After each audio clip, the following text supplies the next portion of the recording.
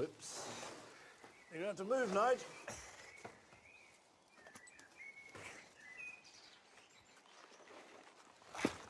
Welcome to Gardener's World. Now this is the banana, the Abyssinian banana, Ensete ventricosum morellii. And I got it last summer after I'd seen it growing at Hampton Court Flower Show. And I just loved this plum-coloured, chocolatey stems and foliage and the way that it's so dramatic. Put it into the dual garden, I got a couple, and they were fabulous. But they are tender. They won't take any amount of cold. So ever since the beginning of October, this has been stored indoors and then in the greenhouse where it's practically touching the roof. I'm dying to get it out into the garden. So I'm going to keep them out here to harden off, and then they can go out in the garden, and after that they're on their own and I can enjoy them in high summer. Now, as well as enjoying the exotic luxury of bananas, we pay our final visit to South Africa this week, where we go into the forests of the Drakensberg Mountains to find growing one of the UK's favourite houseplants. What we have here is Streptocarpus johannes, one of the most exciting Streptocarpus species. It's got an open face which looks at you. And Joe has been discovering some hanging baskets with a difference. Beautiful, isn't it? Yeah. And is there a kokedama for every situation? Absolutely. Christmas time, you can make kokedama out of hellebores. I've even known people that have actually kokedamaed an almond tree.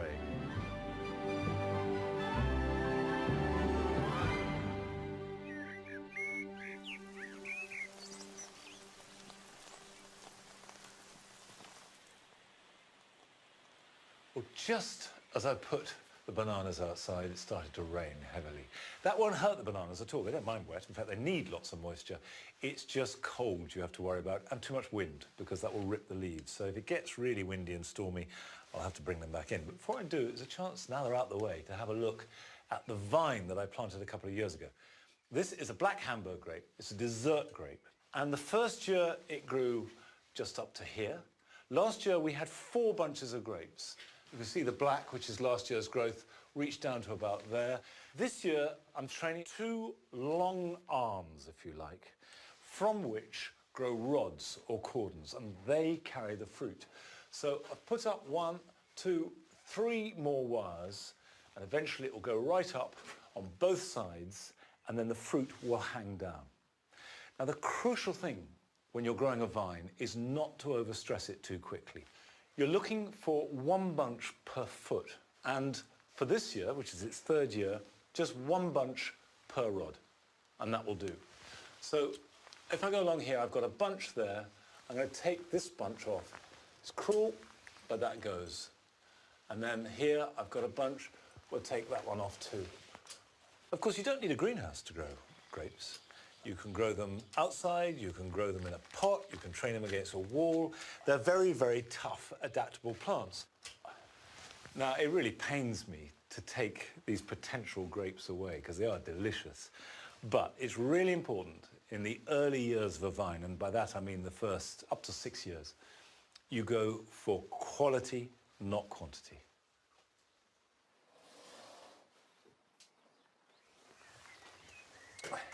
Now, these are Streptocarpus, one of our most popular houseplants, and really easy to grow if you give them the right conditions. I bought these at Malvern last year, and they flowered continuously from last May until the end of March. So now they're going to a dormant period, but they will need repotting from time to time. You can see that's a mat of root, but when you're potting on anything, don't be tempted to put it into too big a pot, thinking, oh, great, it'll become a great big plant. It doesn't work like that. The old rule used to be go the next size up. Well, you may not have the next size up, but just a little bit more. An inch all round is plenty. So if I take this size pot, that will be plenty big enough for it. What I'm using is simply leaf mould. You can buy proprietary compost, but the important thing is it mustn't be too rich in nutrients. So that will sit like that, and then put this around it. And these literally are rotted leaves and nothing else at all. And the perfect place for them is a north-facing windowsill. They really don't like direct sunlight. That scorches them and does them no good at all. Don't soak them too much. Let them dry out completely in between watering, and then make sure you don't get the leaves too wet. Having potted these on, I won't need to feed them. In fact, you should only feed them when you've potted them on when you see the roots coming out the bottom of the pot, and that won't be for another month or so. And in fact, I feed these monthly, no more than that.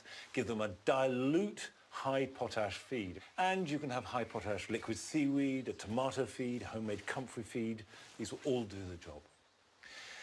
And these are a plant that if you give them what they want, they'll be completely happy. But to find out what any plant wants, the best thing you can possibly do is see it growing in its native environment. And we went to the Drakensberg Mountains in South Africa to do precisely that. South Africa is famous for the sun-loving flora that inhabits its coastline and exposed mountain slopes. But there is another very different habitat that's home to a very familiar species, Streptocarpus. And subtropical woodland is their ideal habitat.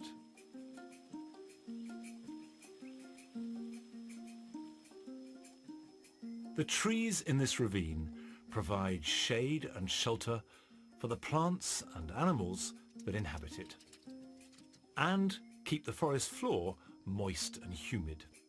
In winter, temperatures here never fall below freezing, and the rainfall is at best infrequent. So these plants never experience the cold and wet that we are familiar with in Britain. Martin Kunthart has been studying South African Streptocarpus for decades. What we have here is Streptocarpus rexi, which was the first strep to be introduced to the United Kingdom back in the 1800s. This Streptocarpus is found further south than any of the other species, and they have a very wide temperature and climatic tolerance. That's why it's been used so widely in hybridization. These plants don't like being overwatered. In fact, if they're underwatered, they actually do better for you. These Strep rexii are basically lithophytic at the moment because they're growing on rocks. They're not sitting in water all the time. The water's always flowing. What you can see these plants growing on here is sphagnum moss, and it just shows you that the plants do not require soil to grow in. The plants will have lots of air spaces, there's lots of oxygen, and that's exactly what Strep's like. One of the characteristics you will notice among Streptocarpus, especially as the weather starts getting cooler, is an abscission line, which is a yellowish line that will move up the leaf, with the paler section of the leaf being below the abscission line. The plant isn't diseased, and the reason for the abscission line is because the soil temperature is too cool, and the plant cannot absorb nutrients through its roots, so it'll reabsorb the nutrients up its leaves. But when it does start to warm up, the soil temperature will be warm enough for the roots to start absorbing nutrients. That's the time that you can start feeding your plant. Streptocarpus are found all over this forest. Some take root on rocks, whilst others are epiphytic, which means that they grow on trees. The constantly humid environment of these subtropical forests provides perfect growing conditions for these plants, which rely solely upon the moisture and nutrients from the warm, damp air. But the forest floor is also rich in plant life. What we have here is Streptocarpus johannes, one of the most exciting Streptocarpus species. It's got an open face which looks at you, and it's a magnificent little rosette of leaves. It's only a terrestrial plant. In other words, it doesn't grow in the trees, it doesn't grow on the rocks. All the decomposed leaf mold and bits of bark and things like that, and that's exactly what the Streps are growing in. That's their ideal medium. This one for the hybridizer is very exciting because Streptocarpus johannes produces numerous flower stems per plant. It's really an amazing plant to use in hybridization. Streptocarpus flower for months in these forests, and of course it's this protracted flowering that has made generations of gardeners covet them. When the flowers are fertilized and then fade, a long, twisted fruit capsule forms. When the Streptocarpus seed pod dries, it dries and it opens, and masses and masses of small little seeds, tiny little seeds, will float away in the wind and be deposited on layers like moss, and there they'll germinate. Streptocarpus species are usually very isolated colonies, and those isolated colonies, because they're so separate, they've never developed something to impede the hybridization of them. And that's what's so exciting for us breeders, because you can take different species and start hybridizing. When we start introducing colors into those hybrids, that's when you open Pandora's box, and Pandora's box is exciting. For centuries, Streptocarpus have excited and entranced gardeners around the world. But sometimes they can prove a little tricky. However, recreating the complex conditions in which these beautiful plants will flourish is both fascinating and richly rewarding.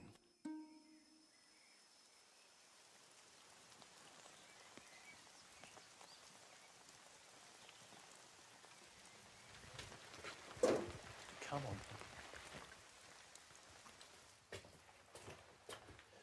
I remember when we were filming Round the World in 80 Gardens, going to the Drakensberg Mountains, and it was a very hot day, but there was a terrific thunderstorm. So we ran into this gully for shelter with trees over it, and whilst the rain was pounding down, we noticed that the bank that we were sheltering against was covered in Streptocarpus. So exactly that environment, moist, warm, shaded. And there is no doubt that if you see any plant growing in the wild, you know instantly how you should grow it in your garden. Well, it's not warm and wet here, it's cold and wet, but thank heavens for a potting shed, because that means I can get on with sowing some seed. And now is the perfect time to sow biennials. Now, biennials are short-lived plants that span their lives across 2 growing seasons. So the seeds are set and fall from late spring to midsummer. And wallflowers are a good example. Setting their seed now, they fall to the ground, they germinate and grow a young plant. But they don't flower in the same year. They overwinter, and then they flower the following spring, and they set seed, and so it goes. Now, I mentioned wallflowers, and I want to sow some, and I always like to grow lots because it's a very cheap way of making a dramatic statement. If you want to have a blaze of colour, you need to buy at least dozens, if not hundreds of plants. It will run into a fair amount of money, whereas a couple of packets of seed, and there's your hundreds of plants. So take a seed tray or pot like this, a seed mix, and you can buy special seed mixes, or you can use a general purpose compost, or you can make your own as I do. But the difference between a seed and a potting mix is essentially it's lower in nutrients. And it's got a nice open root run for little seedlings to work out into. And if I take a packet of seeds, this is blood red. So there you have the seed, and each one of these is potentially going to make a nice, strong, beautiful, sweet-smelling plant. Just sprinkle it relatively thinly, because each of these are going to make a seedling that's got to be pricked out. Now just cover that lightly with a layer of soil, and it can be very light. That'll do. Okay, that's just wallflowers, but there are plenty of others. Foxgloves are one of my favourite biennials, and I've collected seed from the white foxglove, Alba, and the wild foxglove. And you can see I just collected up the seed heads and put them into an envelope, and there are thousands of seeds there. And it is amazing to think that each of those tiny seeds is going to make a spire of flower, perhaps 3-4 foot tall. The other day I saw foxgloves for sale individually for £3-4 each. So it can save you so much money growing from seed. So the regime is to water these, leave them to germinate, which they'll do in a week or 2. When they're big enough, prick them out into plugs, let them grow on, and that can happen outside, doesn't need any protection for that. And then when they're robust little plants, either plant them where you want them to grow, or put them somewhere where they can be lined out in the soil, grow on, and then go into their final position in autumn to flower next year.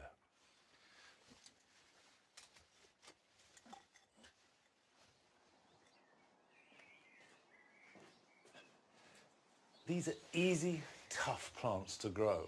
And by planning ahead, you're guaranteeing a really dramatic display next spring at a fraction the cost of buying plants.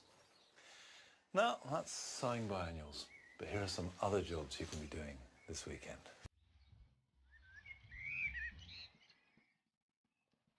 If, like me, you've sown climbing beans, but grown them under protection because it's been a little cold to plant out, you can safely put them into the ground now, placing one plant against each support.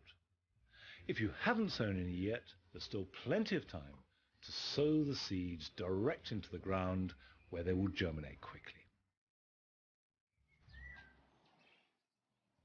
Late flowering clematis are growing practically in front of your eyes at the moment.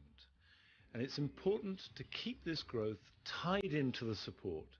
Otherwise, it can form an unruly tangle, which can then hide the flowers when they appear in about a month's time.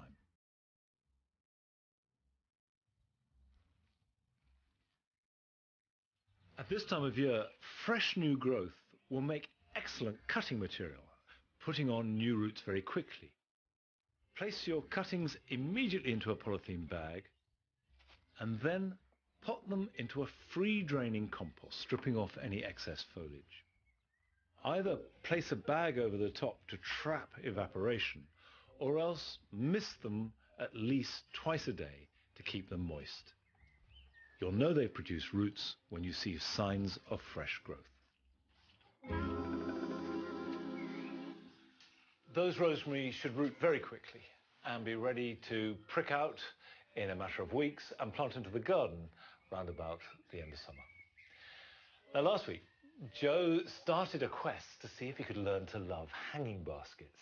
And this week, he finds that perhaps the Japanese have the answer.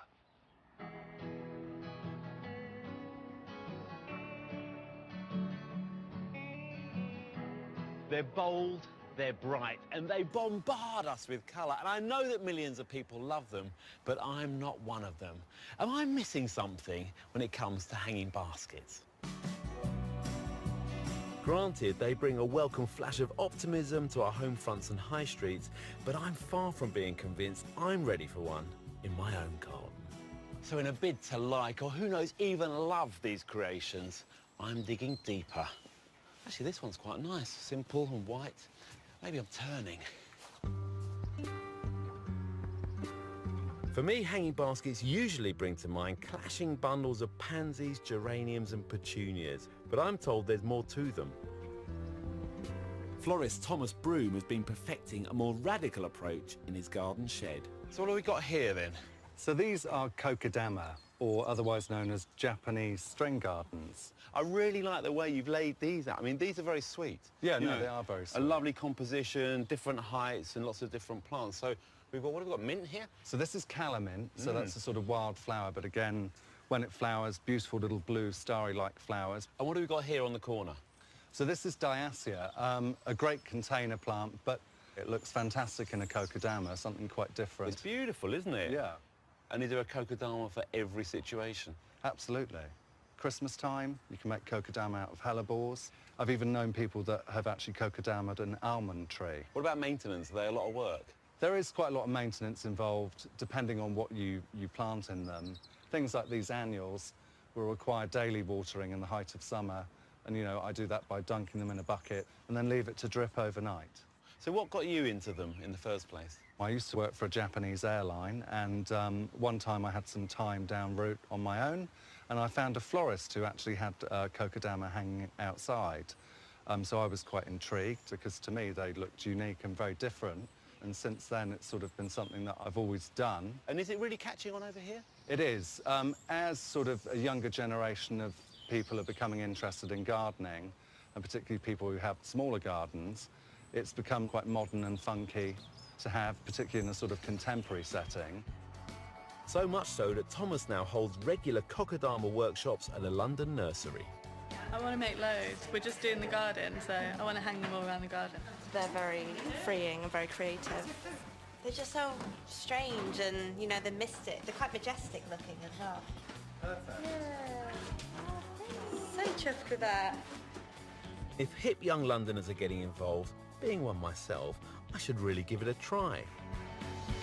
So there's 2 types of compost that you need. You use 2 parts bonsai compost to 1 part multi-purpose compost. Okay. What's in bonsai compost? So it's quite a lot of sand, so it's very good sort of free draining compost. But actually the mixture of it with the multi-purpose compost and water, it forms a sort of clay. Don't know if you want to get your hands dirty, yeah, all right? cool. Listen, I'm a gardener. I'm going to get my hands dirty. I thought you'd never ask. Come on, then. So just stir it around. Yeah. A bit like you're making a Christmas pudding mixture. Yes, lovely. Now you need to really compress this, and you'll see all the water dripping out. Okay, fine. You got Next the ball? thing Yes. is to add the plant. Okay, well, I am going to go for the The asparagus fern. A little textural number. You're not going to harm the plant, but take off as much of the compost around the plant as possible. How are you going to get that into that? I mean, they're about the same size. This is the magic. So take your sphere. Yeah. You basically have to twist the ball and separate, so you should have 2 halves of a sphere. There we go. Not bad, eh? So just place it here, and then the other one on top, yeah. and push together. Oh.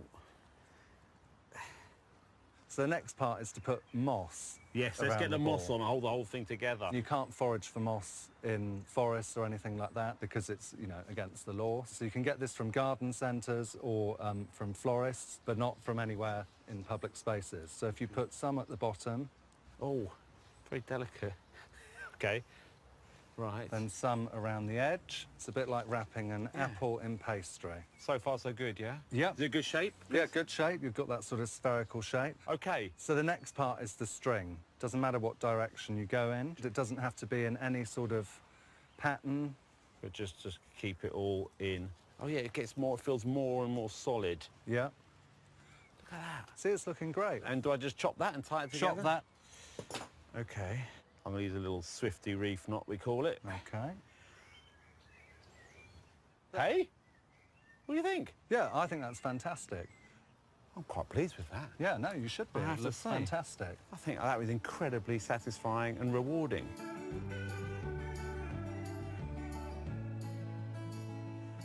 Well, I'm not sure if these are the future of hanging baskets, but I've really enjoyed making my first Kokedama. And I like them a lot. I like the way they're really natural, just the moss, the plant, and some jute string around them.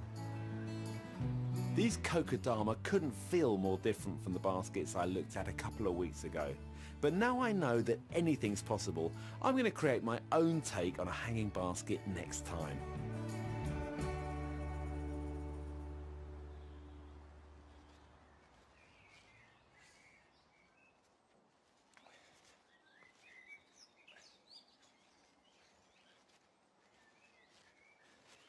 Well, I confess that I'd never heard of Kokedama before.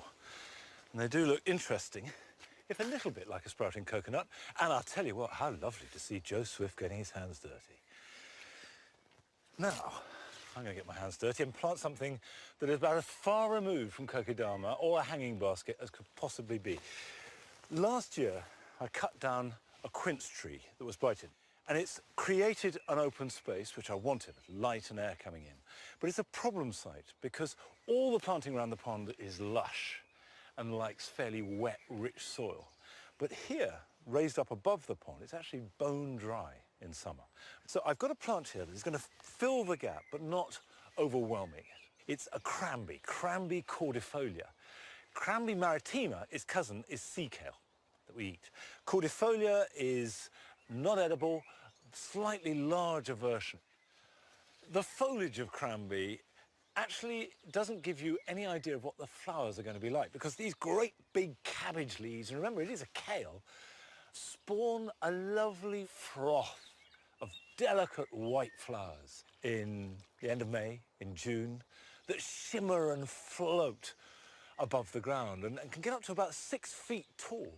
So it gives good architectural qualities, and then you cut it back in mid or late autumn, it disappears, and then will reappear again in spring. So a really statuesque plant that is adapted beautifully to growing almost anywhere. It will grow in practically any soil.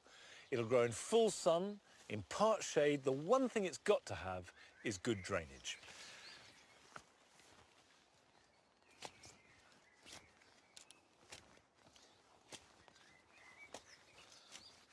So I've loosened the soil at the bottom of the hole. Now if you look at the plant I've got,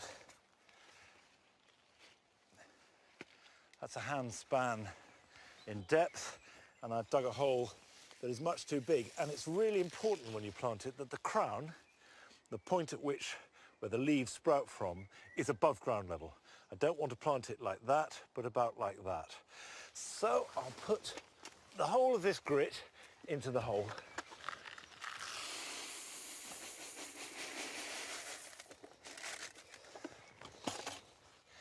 And sit the roots directly on top of the grit. So it's sitting slightly proud of the surrounding soil, and that any water will drain away fairly quickly.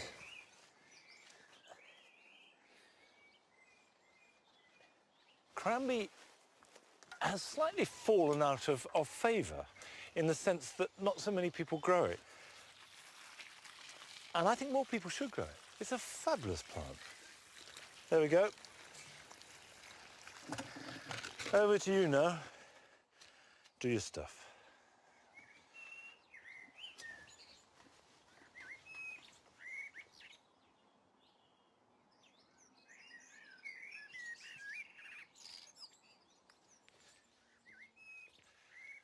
Sometimes, and at some moments in the year, plant combinations just work. And today it's here. This is the Viburnum plicatum marisii with these lovely tiered white flowers. And I love the way it hangs over this hosta. This is Albo marginata. The variegation around the outside picks up the white of the viburnum, and also the way that the leaves shape are actually reflected by the hosta. We think of hostas as great big sort of plants and dramatic. Sometimes they can be really subtle. And the green of the Osmunda fern in the background, shining out of the dark. Exactly at this time of year, you get that sort of intensity. Now, that's deliberate, but sometimes things can be just as good when they're an accident as well. This viburnum I cut to the ground 3 years ago, wanting to get rid of it. Couldn't be bothered to dig the roots out there and then. In spring it started to grow back, and look, it's grown back hugely and makes a really good composition, and there, popping through its branches, a self-sown angelica. Sometimes you just have to say nature does it better than you possibly could. Well, that's it for today. I'll be back here at Longmeadow next week at the same time. So join me then. Bye-bye.